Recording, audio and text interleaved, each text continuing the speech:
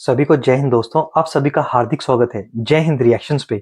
आशा करता हूँ कि आप सभी लोग बहुत अच्छे होंगे। तो आज हम आपके लिए एक लेटेस्ट और एक बहुत ही नॉलेजेबल वीडियो लेकर आए जिसमें आप देखेंगे मशहूर पत्रकार आलिया शाह जी को, जिनके स्पेशल गेस्ट होंगे साजिद ताडा साहब, जो कि एक जबरदस्त जियोपॉलिटिकल एक्सपर्ट हैं। वो हैं तो पाकिस्तानी मूल के, पर वो अमेरिका में रहते हैं और खासकर भारत और अमेरिका के रिश्तों पे बहुत ही जबरदस्त नॉलेज और गहरी पकड़ रखते हैं। और ये दोनों बात करेंगे हमारे प्यारे देश भारत के बारे में और प्रधानमंत्री मोदी के अमेरिका दौरे के बारे में। तो ये वीडियो काफी इंटरेस्टिंग होगी, आपको बहुत कुछ जानने को मिलेगा। तो इसे अंत तक देखें और चैनल पे नहीं है तो चैनल को सब्सक्राइब कर दें ताकि हम आपके लिए लेटेस्ट और इंपॉर्टेंट वीडियोस लाते रहें। तो चलिए पहले ये वीडियो देखते हैं और अंत में इसके बारे में बात करेंगे। जय हिंद, जय भारत। हमारे प्रोग्राम में ज्वाइन कर रहे हैं जनाब साजिद तार साहब, किसी तारीफ के मोहताज नहीं है, रिपब्लिकन एनालिस्ट भी हैं और इंडिया और पाकिस्तान के ऊपर इनकी एक्सपर्टीज भी आप जानते हैं। साजिद तार साहब, thank you so much for joining my show. Thank you so much Alia. Sajid साहब, एक बहुत बड़ी खबर जो इस वक्त हर तरफ चल रही है और वो ये है कि इंडिया के प्राइम मिनिस्टर नरेंद्र मोदी साहब पहुंच चुके हैं अमेरिका, और अमेरिका में उनको रिसीव किया गया। उनके जो इंडियन यहाँ पर एम्बेसडर हैं, उन्होंने उनको रिसीव किया। उनके साथ और भी जो अथॉरिटीज थी वो भी मौजूद थी एयरपोर्ट पर। बड़ी सख्त सर्दी है सर, लेकिन कहा यह जा रहा है कि ये दौरा बहुत अहम है क्योंकि इसमें इंडिया और अमेरिका के जो रिलेशंस हैं वो और भी ज्यादा हाई अप होने जा रहे हैं, और कुछ ऐसे एजेंडा भी है जिसके पर बातचीत होगी। कह रहे हैं कि ट्रेड बड़ी ज्यादा हो जाएगी सर। इसी के साथ दूसरी खबर ये है कि पाकिस्तान में तैयब उर्दवान पहुंच चुके हैं, तो दो दौरे हो रहे हैं। तो साजिद साहब, पहले तो मैं आपसे ये जानना चाहूंगी कि एक तरफ हमने ये देखा कि जो फ्रेंच प्रेसिडेंट है उन्होंने नमस्ते करके उनको गुड बाय कहा मोदी साहब को एयरपोर्ट पर, और यहाँ पर अमेरिका में उनको रिसीव किया गया है। सर, ये कितना सिग्निफिकेंट विजिट देख रहे हैं आप मोदी साहब का अमेरिका का? देखिए, अमेरिका का दौरा वेरी इंपॉर्टेंट। मोदी साहब डोनाल्ड ट्रंप साहब के चौथे लीडर होंगे व्हाइट हाउस के अंदर। सिर्फ अभी तक 3 दूसरे वर्ल्ड लीडर्स को मिले हैं और चौथा लीडर होना वेरी इंपॉर्टेंट। और उसके बाद यहाँ पे बात हो रही है ट्रंप मोदी रोमांस की। उसकी वजह यह है, वाकई मैं इसमें कह सकूंगा कि ये रोमांस उनके दरमियान है, इसमें कोई शक नहीं है।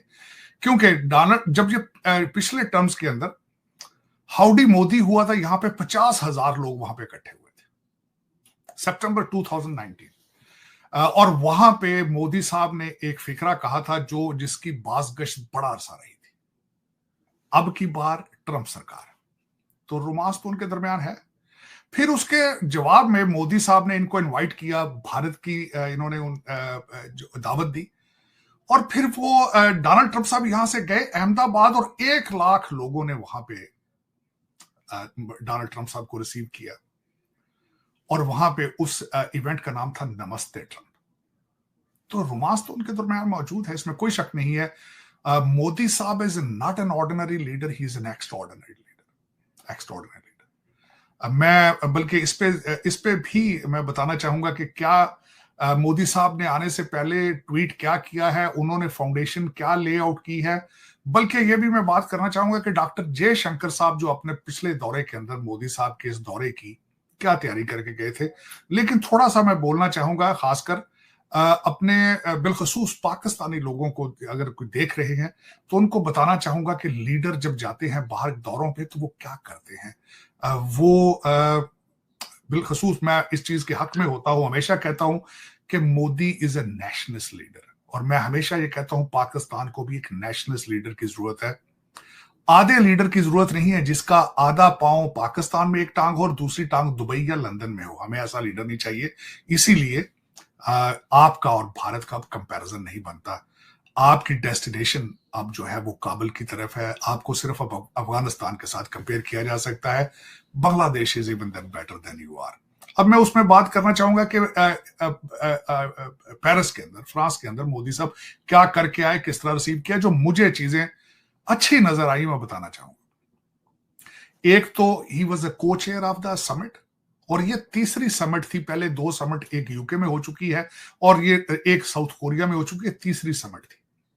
इंपॉर्टेंट इसलिए है कि अगली चौथी समिट जो है वो भारत होस्ट करेगा उसको। ये बड़ी इंपॉर्टेंट बात। फिर मोदी साहब ने वहां पे स्पीच दी। उन्होंने कहा कि अब जो है ह्यूमैनिटी को आर्टिफिशियल इंटेलिजेंस इसकी कोडिंग करेगा। दो चार चीजें उसमें जो मैं खासकर बहसी थे as a role of Pakistani American angle के साथ बात करूंगा कि जेडी वाइस वहां पे मौजूद थे। दो तस्वीरें जिनके ऑप्टिक्स के बारे में बात करना चाहूंगा, बहसीते एक सब एशियन पाकिस्तानी और एज एन अमेरिकन। एक तस्वीर ये थी कि मोदी साहब बैठे थे जब उस समिट के अंदर, उनकी एक साइड पे मैक्रोन थे जो चेयर थे उस समिट के, दूसरी साइड पे यूनाइटेड नेशंस के सेक्रेटरी जनरल थे। तो उससे पोजीशनिंग नजर आती है कि what is positioning of Modi, what is the positioning of India. दूसरी तस्वीर जो है वो भी इंपॉर्टेंट है। लंच होस्ट किया, लंच के दौरान ही was sitting with JD Vance and Usha वहां पे बैठी थी। तीसरा ऑप्टिक्स मैं बताना चाहूंगा कि स्टेज के ऊपर माइक्रोसॉफ्ट के वहां पे गूगल के सुंदर पिचाई, उनकी स्पीच भी एक मेन स्पीच थी और वो भी इंडियन है। तो इसमें अगर देखा जाए तो इस वक्त आप जो 1951 के अंदर भारत ने इन्वेस्टमेंट की थी इंडियन इंस्टीट्यूट ऑफ टेक्नोलॉजी की, उसके फ्रूट सामने आ रहे हैं।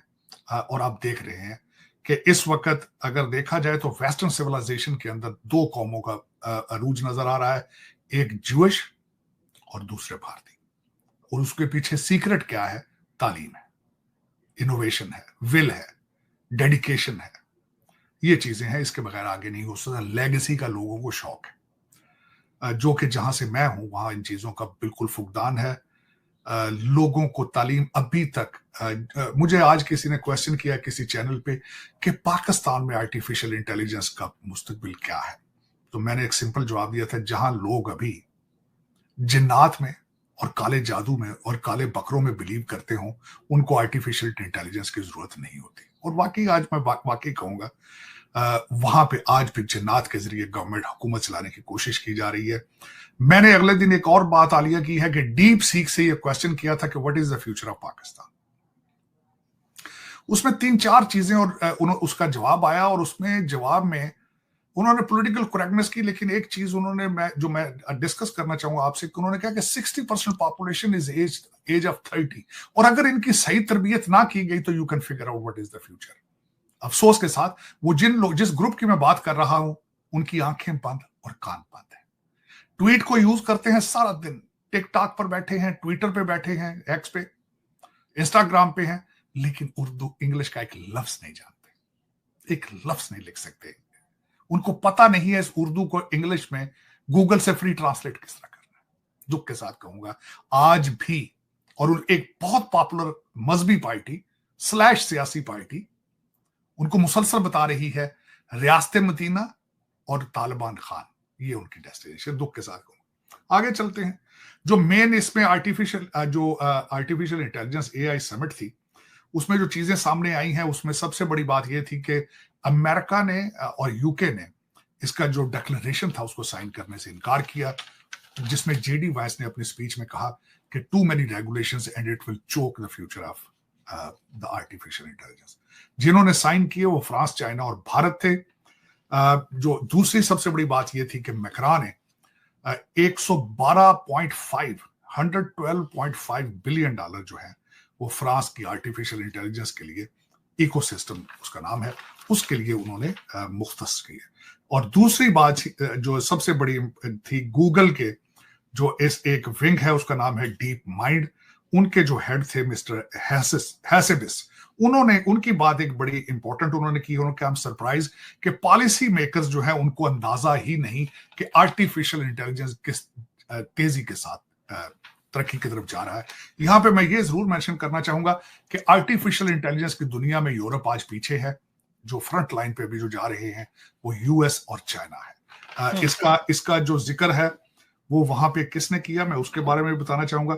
यूरोपियन यूनियन की जो इस वक्त सदर है, उन्होंने इसका जिक्र किया कि we will catch up, Europe will catch up, और हम बड़ी जल्दी इसके साथ आर्टिफिशियल के अपने इस पे इन्वेस्टमेंट भी करेंगे और इस पे ज्यादा तवज्जो भी देंगे। अब इसके बाद मैं अगली बात एक और बात, लास्ट बात, इंडिया मोदी साहब के फ्रांस के दौरे के बारे में कहूंगा कि वो वहां से निकल कर साथ उनके फ्रांस के सदर मैक्रोन के साथ उन्होंने एक वार सेमेटरी को जाके विजिट किया, और उन्होंने वहां पे जो भारतीय भारतीय मैं नहीं कहूंगा, जो यूनाइटेड इंडिया के लोग वहां पे आए थे वर्ल्ड वॉर 1 और वर्ल्ड वॉर 2 के अंदर, उन्होंने उनको जाके एडमायर किया। और एक इंडियन फ्रीडम फाइटर थे विनायक गवास्कर, उन्होंने उसको एडमायर किया वहां पे जाके। और मैं ये समझता हूं, आज मुझे किसी ने ये क्वेश्चन किया कि क्या बात है कि यूनाइटेड भारत में उस वक्त तो पाकिस्तान भी उसी का हिस्सा था, बांग्लादेश भी उसी का हिस्सा था, बल्कि आप कह सकते बर्मा भी उसका, लेकिन भारत ही उसको बार बार सामने उसको क्यों उस पर तवज्जो देता है? ये भी एक बहुत बड़ा सवाल है, बहुत बड़ा सवाल। Bharat is a rising power. आप लोग अभी तक दूसरी दुनिया के टुकड़ों पे पल रहे हैं। आपका बजट और फॉरेन पॉलिसी आईएमएफ बनाता है वॉशिंगटन डीसी में बैठ के। आप उन्हीं चीजों से नहीं अभी आगे निकल पा रहे।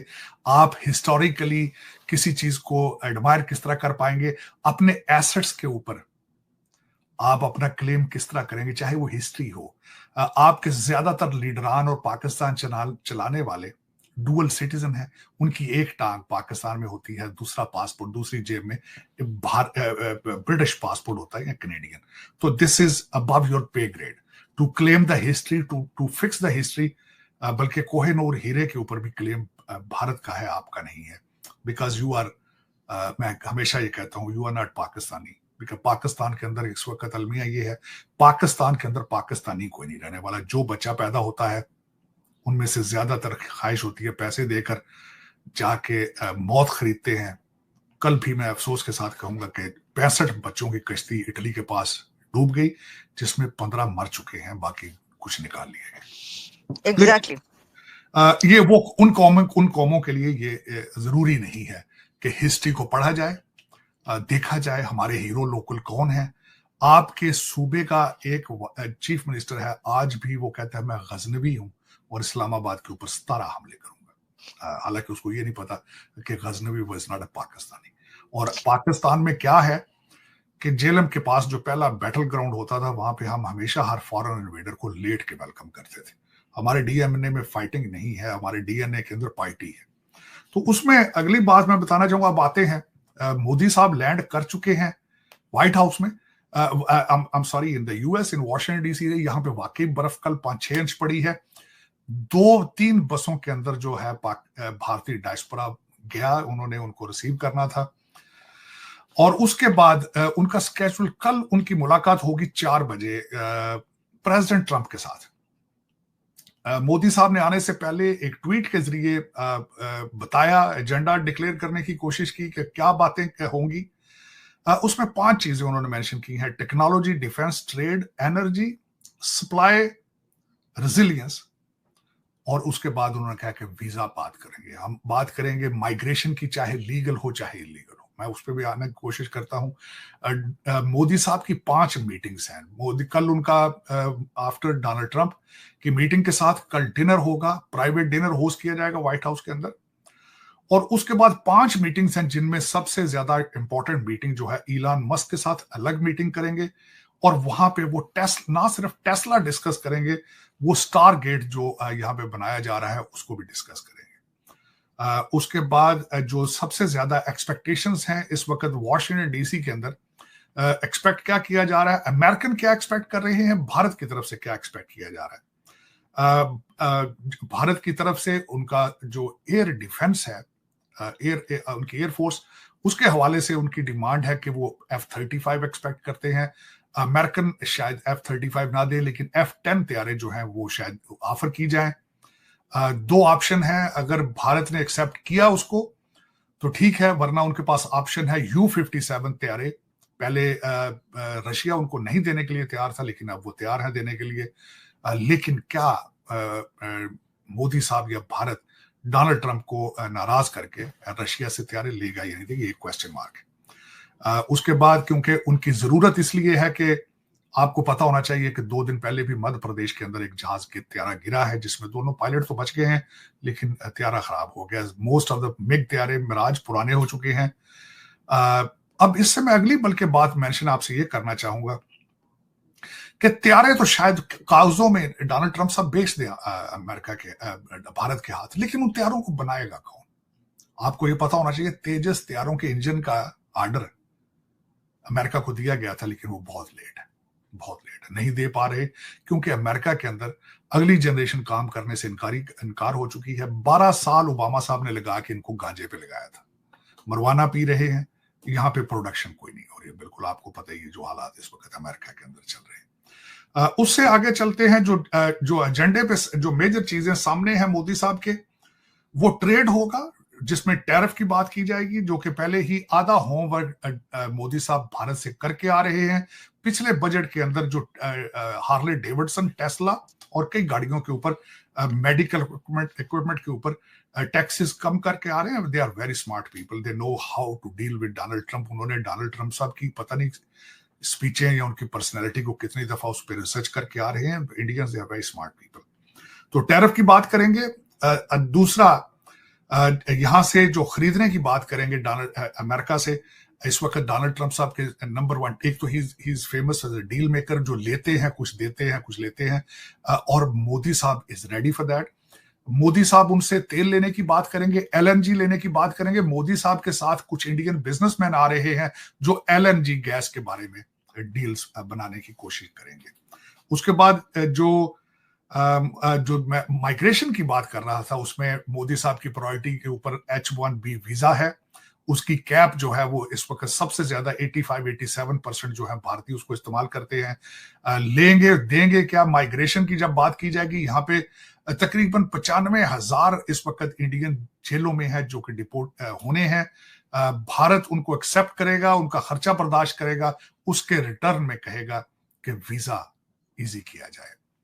इस वक्त भारत के अंदर जो वीजा लेने के लिए 400 दिन लगते हैं, डॉक्टर जयशंकर साहब कई दफा अपनी तकारीर में उसका जिक्र कर चुके हैं। मोदी साहब ये चाहेंगे कि भारत के अंदर वीजा इजी किया जाए और जो H1B वीजा है उस पर कैप कम हो और उसका सबसे ज्यादा फायदा भारतीय नजाद लोगों को होगा। ये रिटर्न में उसको देंगे। और मैं समझता हूं कि जिस तरह के it's a big thing, he is a fourth leader, but Modi sahab is the first leader who has spoken at Congress twice. मैं समझता हूं कि दोस्तों आशा करता हूं कि वीडियो को आपने अंत तक देखा होगा और आलिया शाह जी और साजिद तावड़ा साहब का ये पूरा इंटरव्यू, उनके पॉइंट ऑफ व्यू और खासकर उनके पॉजिटिव एनालिसिस हमारे प्यारे देश भारत के बारे में और प्रधानमंत्री मोदी के बारे में आपको काफी पसंद आएंगे और ये वीडियो आपको काफी इंटरेस्टिंग लगी होगी। तो ये वीडियो अगर आपको पसंद आई है, इसे लाइक और शेयर जरूर कर दे और चैनल पर नए हैं तो चैनल को सब्सक्राइब कर दे। तो चलिए फिर मिलेंगे ऐसी किसी इंपॉर्टेंट, दमदार और इंटरेस्टिंग वीडियो में। तब तक अपना ध्यान रखिए। जय हिंद, जय भारत।